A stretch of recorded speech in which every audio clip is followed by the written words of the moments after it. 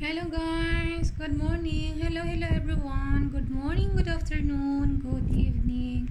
So follow up check up today kay ang doktor nagingon na magbalik after discharge. So this is it. So thank you Lord. I'm okay. So follow up check up na tano. So waiting ta sa atong trash call and then ato na ta aron makasayot tag uli. So hopefully no dili kay dagan o pasyente karon aron dali ra ta makauli. So bye bye. Thank you. So naniwang jud ko nag lost weight og almost 7 kilos. 56 down to 49.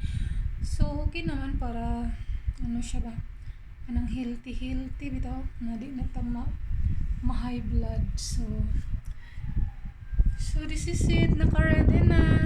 Walang filter kay wala may kuha na tong kurente. So ngit-ngit. So sige na ana ra. So